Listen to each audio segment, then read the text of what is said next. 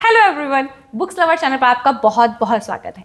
आज से हम एक सीरीज स्टार्ट करने वाले हैं जिसमें हम बात करेंगे कि किसी भी बीमारी में उसके लक्षण क्या होते हैं, उसके कारण क्या होते हैं। जब हमको एक बार कारण पता चल जाता है उसके बाद हमको ये देखना चाहिए कि उस बीमारी में हमें क्या करना चाहिए और क्या नहीं करना चाहिए।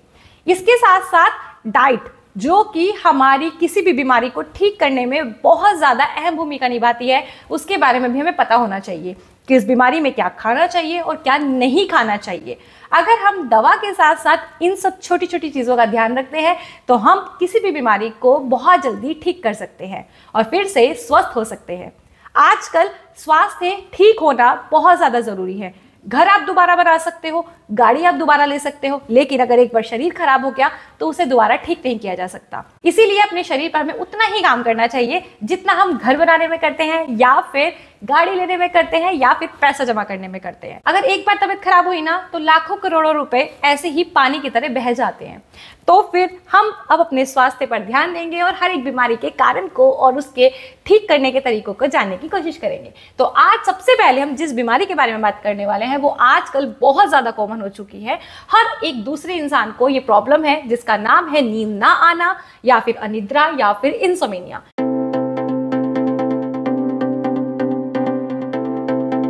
सबसे पहले हमको ये पता होना चाहिए कि नींद ना आना या इंसोमेनिया होता क्या है। इसमें या तो आपको बिल्कुल ही नहीं आती है, या कोशिश करने के बावजूद नींद नहीं आती है, या नींद जल्दी टूट जाती है, या फिर आप सो ही नहीं पाते हो, बिस्तर में बस आप लेटे ही रह जाते हो। इसको बोलते हैं नींद ना आना या फिर अनिद्रा।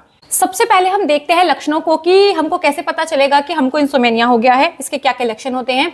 तो सबसे पहला कॉमन लक्षण तो यही है कि हमको नींद नहीं आती है, किसी भी काम में मन नहीं लगता है, चिड़चिड़ापन होने लगता है, थकान होने लगती है, कमजोरी महसूस होने लगती है, हमको सिर में दर्द रहने लगता है और हमारी याददाश्त में कमी होने लगती है। ये सभी वो लक्षण है जो आपको इंसोमेनिया की प्रॉब्लम होने पर दिखाई देते हैं। इसके रीजन क्या क्या होते हैं अब हम उनको देखते हैं। सबसे पहला रीजन तो यही होता है, अगर आप मेंटली प्रेशर वाला काम ज्यादा करते हो तो आपको नींद ना आने की प्रॉब्लम हो सकती है। अगर आप बहुत ज्यादा स्ट्रेस लेते हो तो भी ये कॉमन होता है। अगर आप चाय, कॉफी या शराब, सिगरेट, तंबाकू का यूज ज्यादा करते हो तो भी आपको नींद नहीं आती है।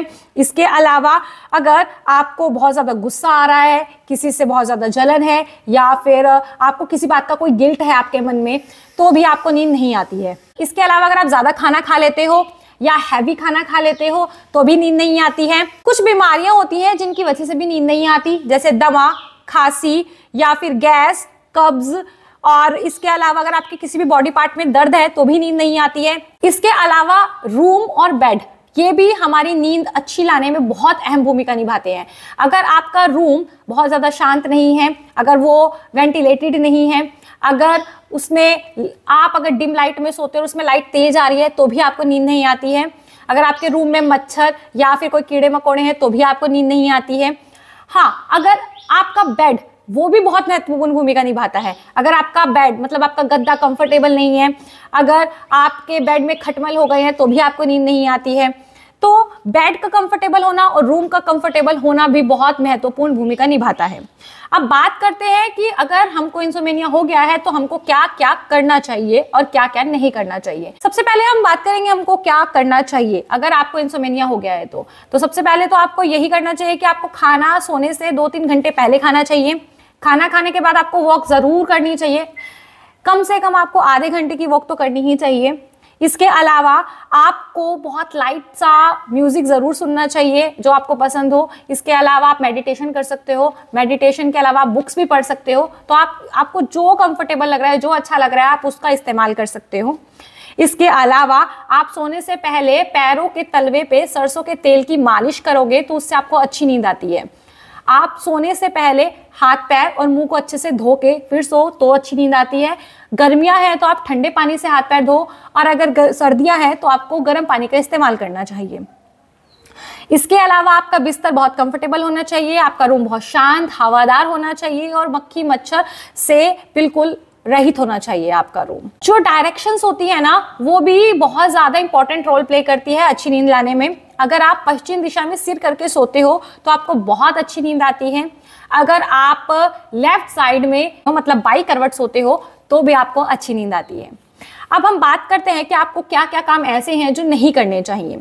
सबसे पहले तो आपको अपना स्ट्रेस बेड पर लेकर ही नहीं जाना है। पूरे दिन में क्या हुआ है, क्या नहीं हुआ है, किससे झगड़ा हुआ है, किससे बातचीत हुई है, उन सबको आप कमरे में जाने से पहले ही छोड़ दो।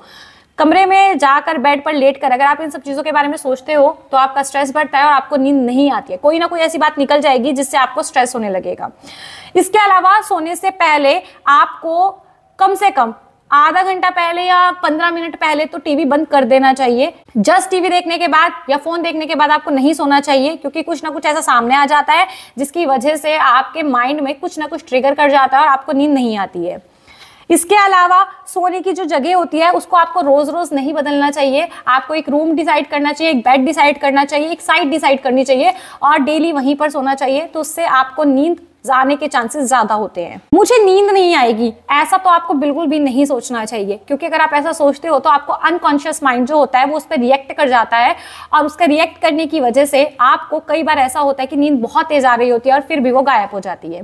इसीलिए आपको कभी भी अपने माइंड में ये चीज को नहीं लाना है। नींद वाली गोलियां आपको बिना डॉक्टर के सजेशन के नहीं खानी है। अगर आपका दोस्त, आपका पड़ोसी या फिर कोई यूट्यूबर भी आपको बोल रहा है कि आप इस दवाई का सेवन करें, इससे आपको अच्छी नींद आएगी, तो भी आपको नहीं मानना है जब तक आपके डॉक्टर आपको प्रिस्क्राइब नहीं कर देते हैं। पैरों को कभी भी पश्चिम दिशा में या दक्षिण दिशा में रखकर नहीं सोना है, क्योंकि मैंने आपको पहले भी बताया कि डायरेक्शन हमारे लिए बहुत महत्वपूर्ण भूमिका निभाती है अच्छी नींद लाने में। अब हमने ये बात कर ली कि लक्षण क्या होते हैं, कारण क्या होते हैं, क्या करना चाहिए, क्या नहीं करना चाहिए। अब हम बात करते हैं बहुत इंपॉर्टेंट और बहुत प्यारे टॉपिक पे, जिसका नाम है हमें क्या खाना चाहिए और क्या नहीं खाना चाहिए। तो हम सबसे पहले देखेंगे हमको क्या क्या खाना चाहिए। हमको अपनी डाइट में फाइबर को इंक्लूड करना है, इसलिए हमको चोकर युक्त आटे की रोटी खानी चाहिए, दलिया खाना चाहिए, दालों को अपनी डाइट में जरूर इंक्लूड करना चाहिए। अगर हम फ्रूट्स की बात कर रहे हैं तो हमको आम, केला और हमारे को अमरूद और अंगूर, इनको अपनी डाइट में शामिल करना चाहिए। ड्राई फ्रूट में अंजीर और खजूर का हमें यूज करना बिल्कुल भी नहीं भूलना है। अगर हम बात करते हैं सब्जियों की, तो सब्जियों में हमें पालक, गाजर, पत्ता गोभी, आलू, कद्दू, चुकंदर का भी सेवन जरूर करना चाहिए। रात को सोने से पहले हमको मीठा दूध जरूर पीना चाहिए, जिसमें हमें घी डालना चाहिए। 1 चम्मच घी एटलीस्ट उसमें डालो और उसे अच्छे से घुमा कर उसे पी जाओ तो भी अच्छी नींद आती है। लेकिन जो शुगर के मरीज हैं या फिर जिनको दूध से एलर्जी है, उनको इसका इस्तेमाल नहीं करना है। सोने से पहले आप गाजर का रस या फिर आम का रस भी यूज कर सकते हो, इससे भी अच्छी नींद आती है। सेब का मुरब्बा अच्छी नींद लाने में बहुत कारगर होता है। अगर आप सेब का मुरब्बा नहीं खा सकते हो तो आपको एटलीस्ट सेब को तो अपनी डाइट में इंक्लूड करना ही चाहिए। अब हमें क्या नहीं खाना चाहिए। सोने से पहले हमको बहुत हैवी खाना, ऑयली खाना, तला भुना खाना नहीं खाना चाहिए। इवन ज्यादा खाना भी नहीं खाना चाहिए। अगर आपको 2 रोटी की भूख है तो आपको 1 ही रोटी खानी चाहिए। आपको अपनी डाइट रात को बहुत ज्यादा लाइट रखनी है और बहुत ज्यादा सिंपल रखनी है। इसके अलावा आपको सोने से पहले शराब, सिगरेट, तंबाकू, इवन चाय, कॉफी का भी इस्तेमाल नहीं करना है, क्योंकि ये सब चीजें ऐसी हैं जो आपकी नींद को गायब कर सकती है। रात के खाने में आपको मीट या फिर आपको ज़्यादा मिर्च मसाले का यूज़ नहीं करना है, क्योंकि बहुत ज़्यादा पचने में दिक्कत करते हैं और आपको कॉन्स्टिपेशन की प्रॉब्लम होती है, आपको नींद नहीं आती है, आपको एसिडिटी हो जाती है। इन सब से आपको बचने की कोशिश करनी चाहिए ताकि आपको अच्छी नींद आ सके। आई होप ये वीडियो आपके लिए यूजफुल रहा हो, आपको बहुत कुछ सीखने को मिला हो। अगर ये वीडियो अच्छी लगी हो तो इसे लाइक कर देना, शेयर कर देना। चैनल पर पहली बार आए हो तो इसे सब्सक्राइब किए बिना बिल्कुल मत जाना।